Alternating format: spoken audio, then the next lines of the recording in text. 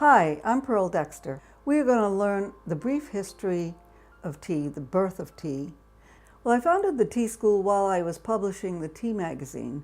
I only took 12 students at a time, and sometimes we would have private tutorials also. I would go all over the United States teaching people how to open a tea room or how to open a tea shop, or just to teach them about tea so that they could become a speaker about tea.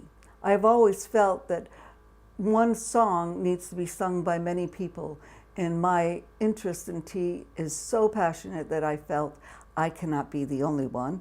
There are other people out there that I'm sure love this beverage and love the whole essence of tea as much as I do. The very first thing we ever mentioned to our students was the botanical name for tea. It is Camellia sinensis. The common name is tea. It's from a family called the Theaceae. The country of origin is China, and the appearance right now, as we pluck it in different parts of the world, is a small, medium-sized bush, and they round the shrub. In its natural state, the tea bush can grow up to 50 feet. It's actually a tree, but it needs to be pruned back in order for people to pick those top two leaves in a bud that we then dry out and process so that we can add hot water to it and have it as a pleasurable drink like I am having right now. I'm drinking one of my favorite teas, an Oolong from Taiwan. So that was the very first page that we would talk to our tea students about. And I can't go through the whole book with you because it was a 12-hour study, but I'm just going to point out a few things that some of you folks probably already know, that tea was growing in China, in India, in Japan, and Sri Lanka. But did you know that it was growing also in Turkey and in Tanzania and in Java and Malaysia, and even Argentina, and in the United States? We would also talk about the tea varieties, the blacks, the oolongs, the greens, and a lot of the greens come from China.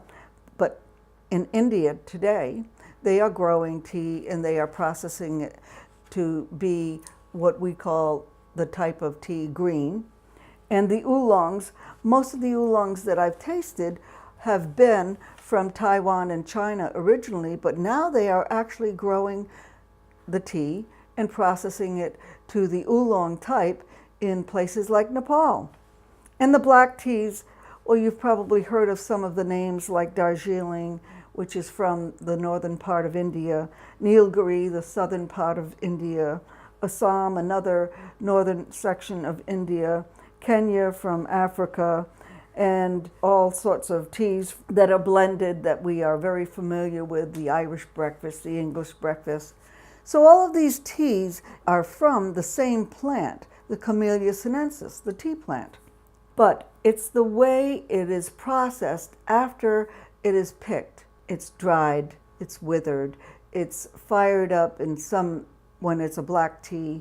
And so the green teas are oftentimes still done by hand and maybe wok fired or sun dried, and it goes through fewer steps than what the oolongs and the black teas go through. I'm not going to go through each step with you now. I just want you to realize that the processing of these teas are just as crucial as the growing of the teas and the plucking of the teas. The oolong teas have a few more steps than green tea does.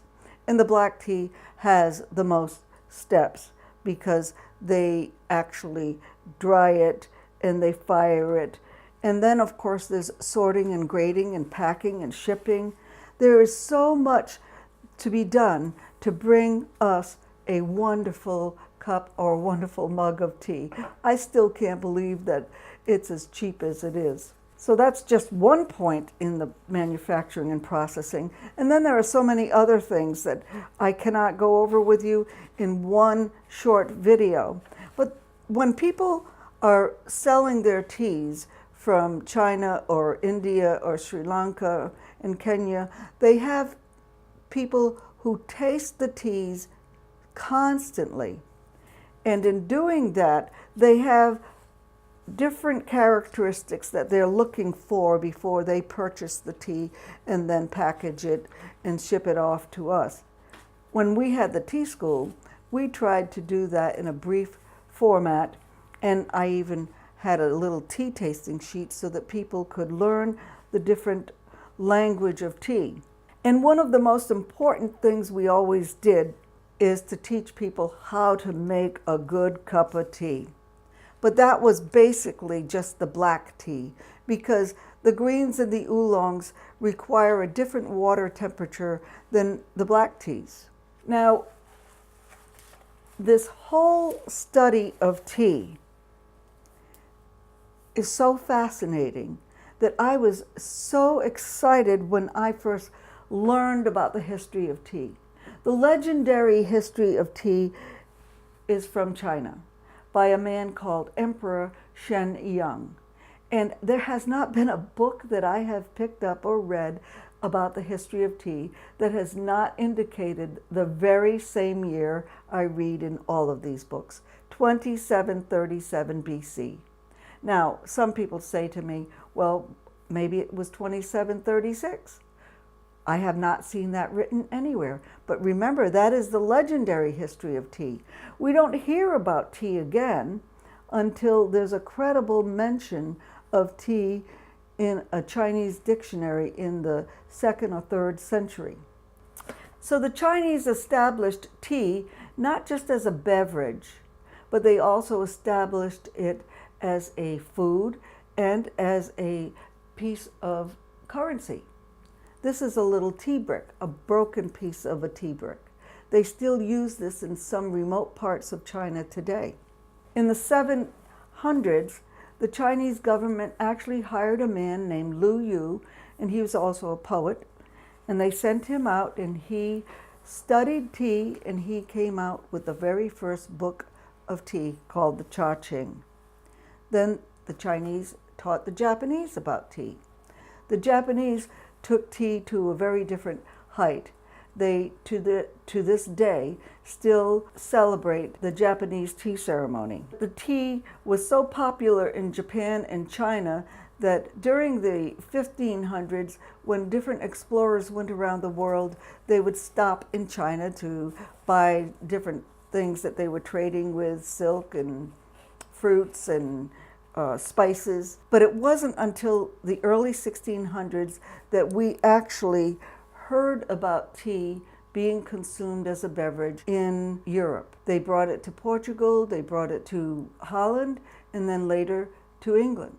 Now, I like to think, as an American, that we were also drinking tea in the 1600s because the Dutch did find New York City, which was then called New Amsterdam. And in my research, I have learned that they even had a specific well at the lower parts of Manhattan for people to get their water, because water is so important when brewing tea. Well, later on in the 1700s, we were under British rule. We were just colonists. We didn't have a lot of rights.